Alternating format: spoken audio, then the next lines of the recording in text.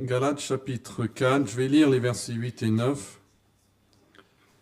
Et nous allons méditer un peu sur la joie d'être connu. J'ai cherché un peu sur Internet, j'avais même trouvé une citation que j'ai oublié de copier, mais qui parlait du fait que sur les réseaux sociaux, les gens se soucient autant de cacher les choses que de révéler les choses. On pense à ces réseaux-là où on peut dire ce qu'on veut, mais la réalité, c'est que les gens se servent de ces réseaux pour soigner une image qui n'est même pas réelle. C'est une image qu'ils se font, qu'ils aimeraient existe d'eux-mêmes.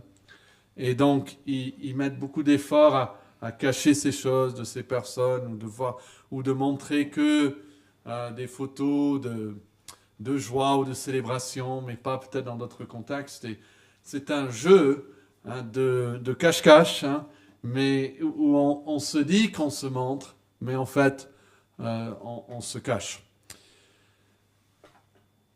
Mais c'est une grâce d'être connu parfaitement de Dieu. Et c'est ce que nous voyons ici en Galates 4. Écoutez la parole de Dieu dans les versets 8 et 9. Autrefois, ne connaissant pas Dieu, vous serviez des dieux qui ne le sont pas de leur nature. Mais à présent que vous avez connu Dieu, ou plutôt que vous avez été connus de Dieu, comment retournez-vous à ces faibles et pauvres principes élémentaires auxquels vous voulez vous asservir encore? Alors notons ce qu'il dit la nouvelle condition des Galates en Christ. Verset 8. Autrefois, vous ne connaissez pas Dieu. Vous voyez ça? Ne connaissant pas Dieu. Ça c'est avant. Mais verset 9. À présent que vous avez connu Dieu. Ça, c'est le grand changement dans le croyant. Avant, il ne connaissait pas Dieu.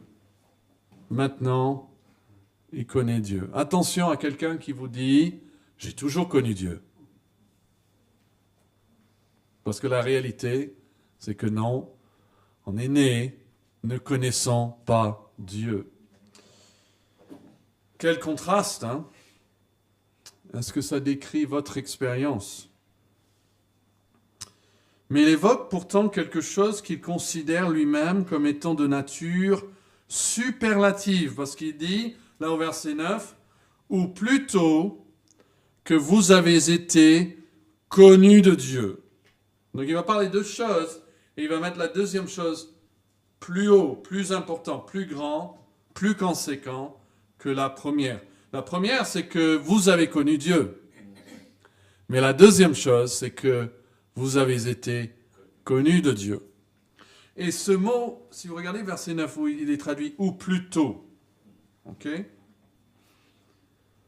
ça n'indique pas un contraste dans lequel ce qu'il vient de dire est annulé et remplacé par quelque chose d'autre. Parfois, on utilise comme ça. Ah non, c'est plutôt ça. J'ai dit ça, mais c'est... Ah non, j'annule et je remplace. Il n'est pas en train de faire ça. Vous avez connu Dieu. Ah non, pardon, je me suis trompé. C'est Dieu qui vous a connu. Ok? Il ne faut pas le comprendre comme ça. Le même mot est traduit différemment en Romains 8, 34. Vous le connaissez, je crois, la plupart. Qui les condamnera? Christ est mort. C'est quoi les deux prochains mots? Voilà. Bien plus. Il est ressuscité. Et ça, c'est le même mot qui est traduit bien plus. Ouais? Plutôt aussi, il peut avoir ce sens en français. Mais j'aime bien cette traduction. Bien plus. Bien plus. Donc, on peut dire ça dans le verset 8 et 9. Donc, autrefois ne connaissons pas Dieu. Verset 9. Mais à présent que vous avez connu Dieu, bien plus, vous avez été connus de Dieu. Donc pour notre encouragement, je veux méditer sur la joie d'être connu de Dieu. Et je veux noter le contraste ici, d'accord? Donc, on peut le dire comme ça. La plus grande des merveilles, c'est que Dieu me connaît. La plus grande des merveilles, c'est que Dieu me connaît.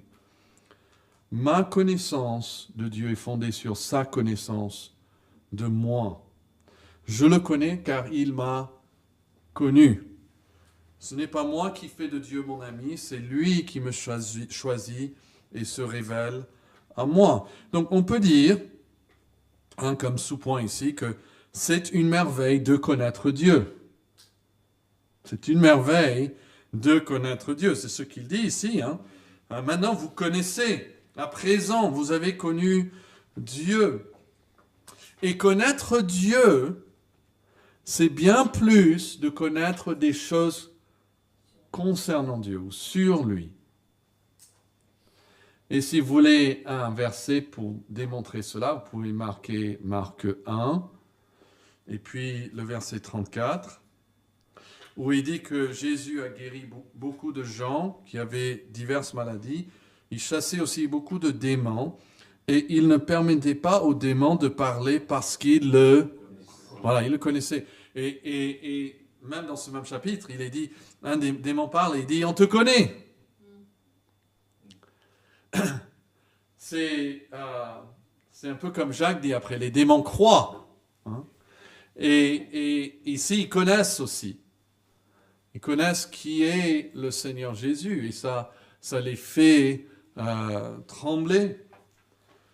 Mais connaître Dieu, quand il parle ici aux Galates, c'est plus que cela. C'est une connaissance de relation. Comme entre deux personnes. Et un verset qui m'a frappé juste aujourd'hui en regardant cela, c'est Jean 14, 17. Et ça parle ici du Saint-Esprit, mais c'est vrai pour les autres membres de la Trinité, parce que le Saint-Esprit est Dieu lui-même aussi. Et Jean 14, verset 17, Jésus parle et dit « L'Esprit de vérité, que le monde ne peut recevoir parce qu'il ne le voit ni le connaît, ok, donc ils ne connaissent pas le Saint-Esprit. Il dit, vous le connaissez car il demeure, c'est le verbe, il demeure avec vous et il sera en vous. Vous voyez, Jésus dit, vous allez connaître le Saint-Esprit parce qu'il demeure avec vous et il sera en vous. Ça, c'est la connaissance dont on parle ici. Une connaissance de deux personnes qui demeurent ensemble, qui partagent la vie ensemble. Et 2 Timothée 1, 12, l'apôtre dit, c'est à cause de cela que je souffre ces choses, mais je n'en ai point honte, car je sais en qui j'ai cru. Je le connais. C'est pour ça que j'ai pas honte.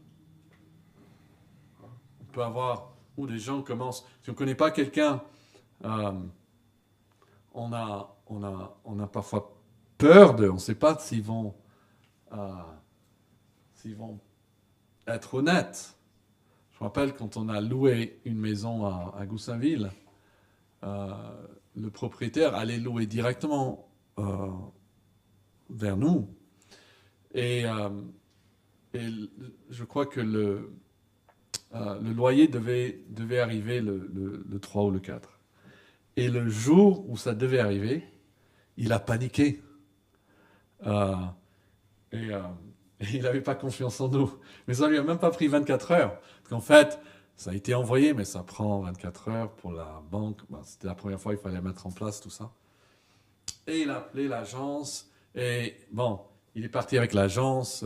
Il a signé un contrat avec l'agence. Après, c'est l'agence qui est venue vers nous. Nous, maintenant, on va recevoir vos loyers. Et nous, on n'a pas payé plus. Lui, il a perdu l'argent parce qu'il a quand même paniqué, ne nous connaissant pas. Et il s'est dit, oh non, qu'est-ce que j'ai mis dans ma maison? Mais quand on connaît quelqu'un, connaît son caractère, euh, on peut se fier après à eux. Et Paul connaissait le Seigneur. 2 Pierre 1, versets 2 et 3, on trouve 2 fois ce mot connaissance. Il dit que la grâce et la paix vous soient multipliées par la connaissance de Dieu. C'est comme cela que vient la grâce et la paix. En connaissant Dieu et de Jésus notre Seigneur. Sa divine présence nous a donné tout ce qui contribue à la vie et la piété au moyen de la connaissance de celui qui nous a appelés par sa propre gloire et par sa vertu. Donc ces choses viennent par la connaissance. Et en fait, Jean 17, verset 3, Jésus dit que la vie éternelle, c'est qu'il te connaisse. Toi, le seul vrai Dieu, et celui que tu as envoyé, Jésus-Christ. Et le livre La connaissance de Dieu de Packer, je suis en train de lire avec quelques personnes, c'est basé sur ce verset. Connaître Dieu. Dit, c'est vraiment ce qui décrit ce que c'est notre but dans la vie. C'est de connaître Dieu. Jérémie 9, 23 à 24, vous connaissez aussi cela parce que c'est cité en 1 Corinthiens. Ainsi parle l'Éternel que le sage ne se glorifie pas de sa sagesse, que le fort ne se glorifie pas de sa force, que le riche ne se glorifie pas de sa richesse, mais que celui qui veut se glorifie d'avoir de l'intelligence et de me connaître, de savoir que je suis l'Éternel, qui exerce la bonté, le droit et la justice sur la terre, car c'est à cela que je prends plaisir, dit l'Éternel. Il se glorifie donc de me connaître. Et ça, c'est la promesse de la nouvelle alliance. Sous l'ancienne alliance, sous l'alliance de Moïse, il y avait des gens qui faisaient partie de cette alliance, mais qui ne connaissaient même pas Dieu. Mais Hébreux 8, 11 dit « Personne n'enseignera plus à son concitoyen, ni personne son frère, en disant « Connais le Seigneur, car tous me connaîtront, depuis le plus petit jusqu'au plus grand d'entre eux. » C'est-à-dire tous ceux qui font partie de cette nouvelle alliance ils connaîtront le Seigneur. Sinon, ils ne font pas partie de l'alliance. C'est pour ça que nous baptisons ceux qui ont fait une profession de foi, de connaître Dieu, parce que c'est eux qui font partie de l'alliance. Et 1 Jean 2, 14, je vous ai écrit, Père, parce que vous avez connu celui qui est dès le commencement. Mais ma connaissance de Dieu est le résultat de sa grâce, non pas de mon intelligence.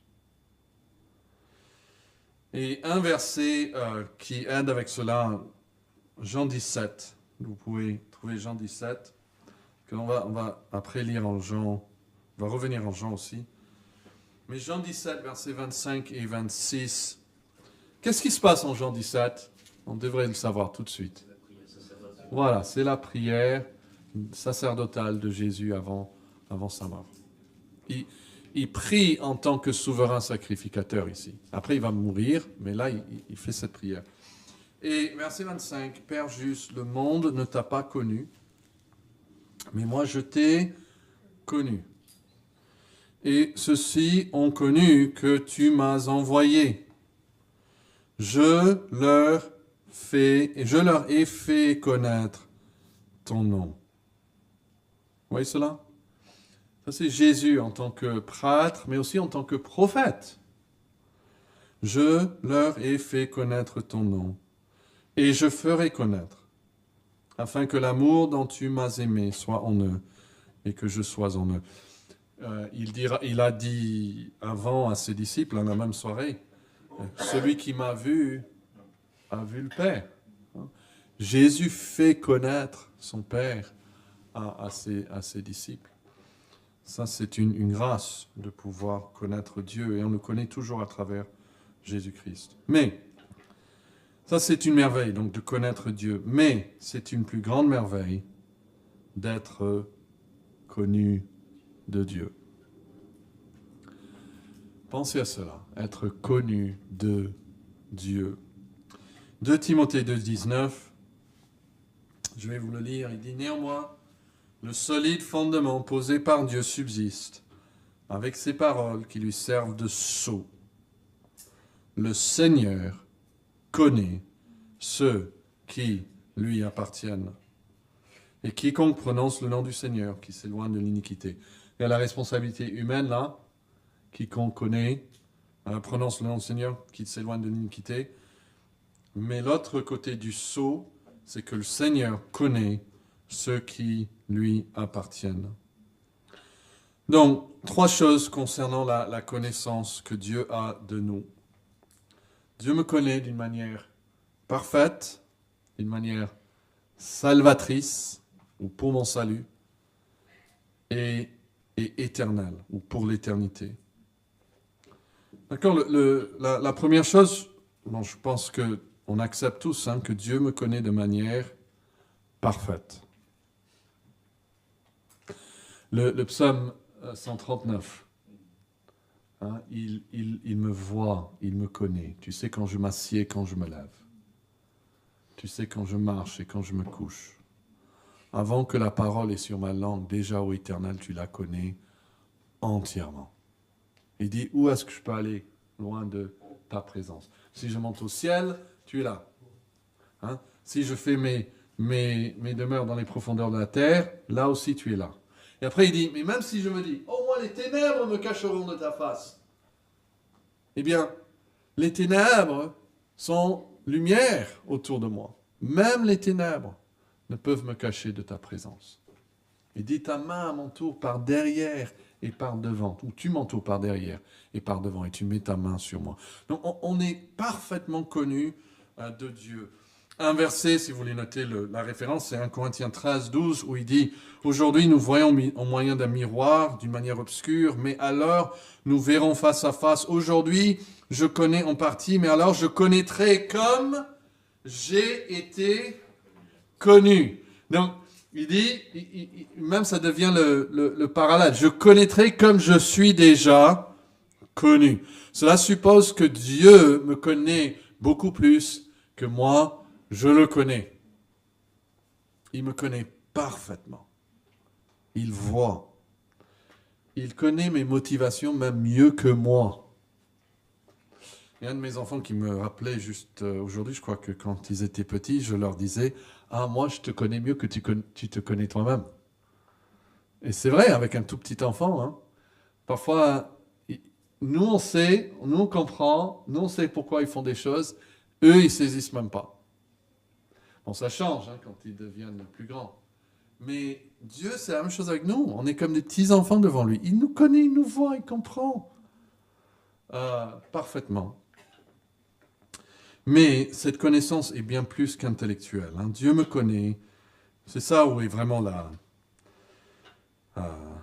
nourriture pour nos âmes. Dieu me connaît de manière salvatrice, ou Dieu me connaît pour mon salut. Est-ce que vous pouvez trouver Exode 33 ?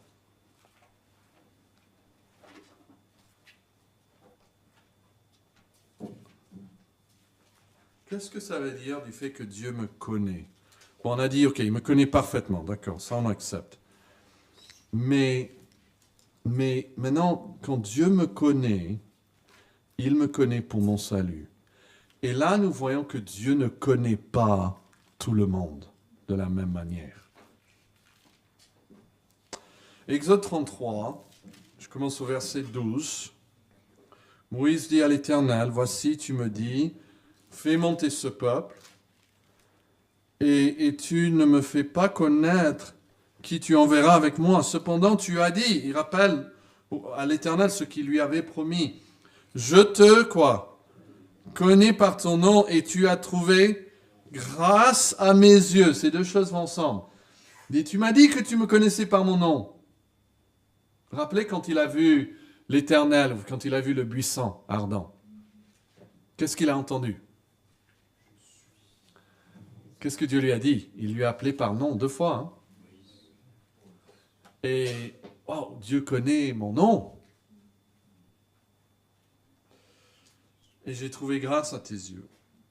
Et donc il dit verset 13, maintenant si j'ai trouvé grâce à tes yeux, fais-moi connaître tes voies. Vous voyez, il veut connaître Dieu. Quelle grâce de connaître Dieu. Alors je te connaîtrai et je trouverai encore grâce à tes yeux. Considère que cette nation est ton peuple. L'Éternel répondit, je marcherai moi-même avec toi. Ça, c'est l'identité de la personne qui va l'accompagner. C'est moi-même. Et je te donnerai du repos. Et Moïse lui dit, si tu ne marches pas toi-même avec nous, ne nous fais point partir d'ici. Comment sera-t-il donc certain que j'ai trouvé grâce à tes yeux, moi et ton peuple? Ne sera-ce pas quand tu marcheras avec nous? Et quand nous serons distingués, moi et ton peuple, de tous les peuples qui sont sur la face de la terre? Verset 17, l'Éternel dit à Moïse, je ferai ce que tu me demandes, car tu as trouvé grâce à mes yeux. Et quoi? Je te connais par ton nom. Hein? Au verset 12, il a dit, je te connais par ton nom et tu as trouvé grâce à mes yeux. Ici, il renverse. Il dit, tu as trouvé grâce à mes yeux et je te connais par ton nom. On voit que ces deux choses vont ensemble. Cela signifie une relation de grâce et d'acceptation de la part de Dieu. Je te connais par ton nom. En fait, utiliser le nom de quelqu'un était un signe d'amitié. Lisez plus tard en 1 Samuel, 2 Samuel, quand le roi Saül se fâche avec David, il ne l'appelle plus par son nom, il dit à chaque fois le fils d'Isaïe. Hein? En fait, vous allez voir ça dans la Bible. C'était un signe ici d'amitié de la part de Dieu. Alors, trouvez Romains 8, 28. Ça, si vous l'avez déjà dans votre cœur. Nous savons du reste, allez, citez ce verset avec moi, Romains 8, 28. Nous savons du reste que toute chose concourt au bien de ceux qui aiment Dieu, de ceux qui sont appelés selon son dessein. Voilà.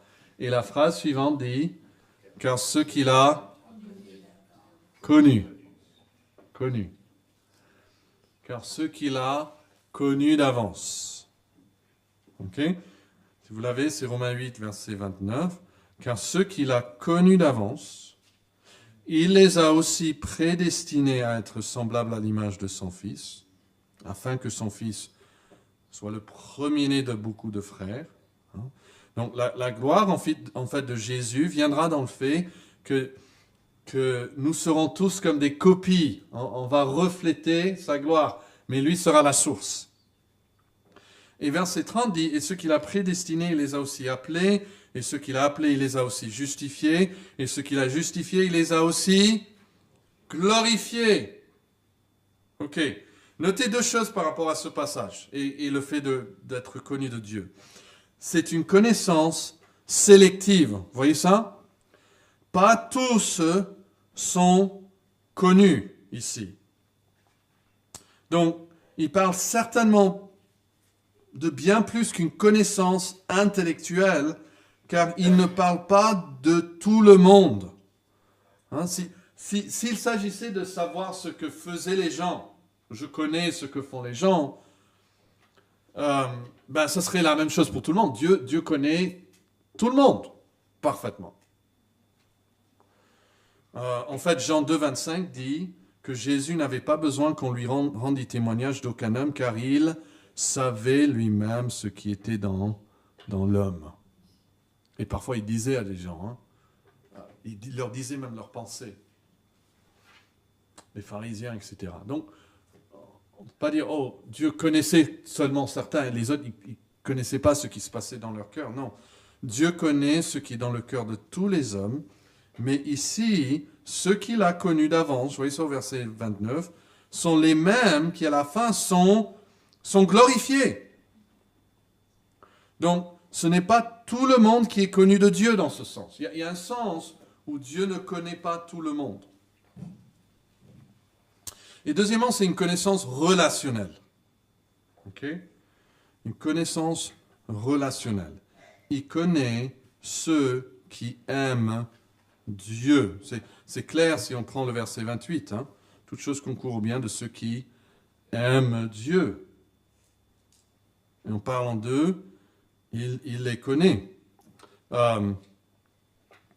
Et certains disent que cela parle simplement de savoir quelque chose à propos de ces personnes.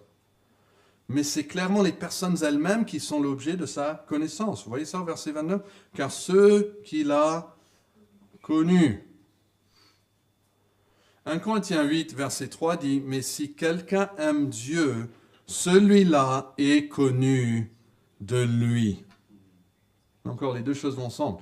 Aimer Dieu et être connu de lui. Dans 1 Corinthiens 8, 3. Mais 1 Jean 4, 19 nous dit que si nous l'aimons, c'est parce qu'il nous a aimé le premier. Et donc si nous les connaissons, c'est aussi parce qu'il nous a connus le premier. Il les a connus d'avance, il dit ici. Et en fait, Jésus dit qu'il y a des personnes qu'il n'a jamais connues. Vous savez ça ? C'est Matthieu 7, verset 23. « Alors je leur dirai ouvertement, je ne vous ai jamais connus. » Alors, vous voyez, c'est certainement pas juste une connaissance intellectuelle, parce qu'il leur dit, ils se parlent. Et avant, c'est eux qui disaient, Seigneur, nous avons fait toutes ces choses. Donc, ils ont une conversation ensemble. Et dans cette conversation, Jésus leur dit, je ne vous ai jamais connus. Donc c'est une connaissance de relation. Il dit, retirez-vous de moi, vous qui commettez l'iniquité. Et en fait, la Bible divise l'humanité en deux catégories. On le voit dans le premier psaume. Ça termine en disant, car l'Éternel connaît.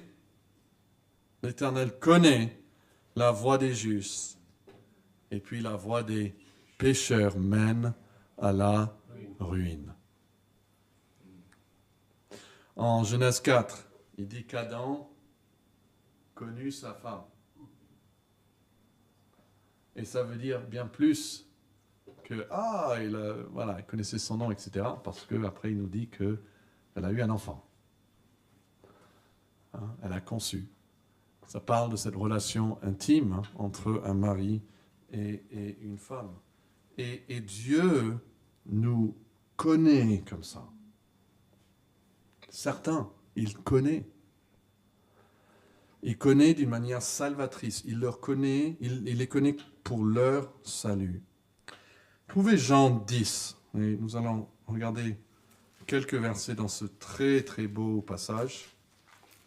Et spécifiquement cet aspect du salut. Dieu nous connaît pour notre salut. Il faut penser à Dieu qui choisit de vous connaître de cette manière. Connaître d'une manière salvatrice. Jean 10, 14 dit « Je suis le bon berger, je quoi ? Connais mes brebis et mes brebis me connaissent. » Et si vous regardez le verset 27, « Mes brebis entendent ma voix, je les connais et elles me suivent. » Ok, donc dans ce contexte, le bon berger connaît ses brebis. Ok. Mais maintenant, on veut savoir dans quel sens. Est-ce qu'il les connaît juste parce qu'il les connaît parfaitement ? Ils savent tous les détails de ces brebis. Regardez le verset 11, on va reprendre. Jean 10, verset 11. « Je suis le bon berger. » Et que fait le bon berger ? Il donne sa vie pour ses brebis. Et maintenant, lisons le 14 avec le verset 15. Jean 10, 14. « Je connais mes brebis, et elles me connaissent, comme le Père me connaît, et comme je connais le Père, et je donne ma vie pour mes brebis. » Vous voyez, il les connaît en leur donnant sa vie. Ou on peut dire, il donne sa vie pour qu'ils puissent les connaître d'une certaine manière. Pour qu'ils puissent les sauver. C'est comme ça qu'il veut les connaître. Et puis regardez le verset 27 à 29. Jean 10, 27. « Mes brebis entendent ma voix. Je les connais et elles me suivent. » Ok ? Nous avons vu déjà qui connaît ses brebis. Oui, mais dans quel contexte ? Regardez juste la phrase suivante. « Je leur donne la vie éternelle. Et elles ne périront jamais. Et personne ne les ravira de ma main. Mon Père qui me les a donnés est plus grand que tous. Et personne ne peut les ravir de la main de mon Père. Ça, c'est ce que c'est de connaître mes brebis.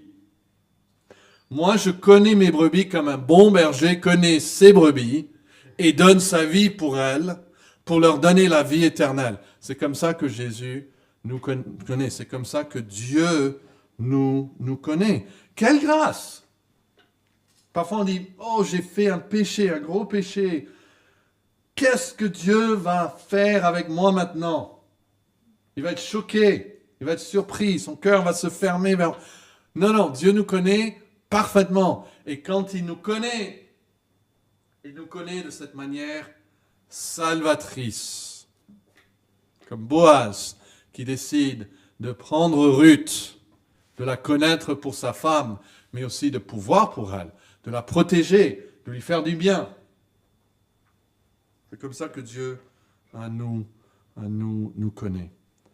Et donc, on n'a pas besoin de nous cacher de Dieu. Et il sait déjà tout. Il sait déjà tout.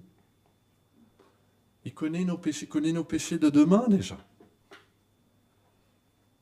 En fait, il nous a connus d'avance. Mais connus d'une manière salvatrice. Parce que ceux qu'il a connus, il les a aussi prédestinés à être semblables à l'image de son Fils.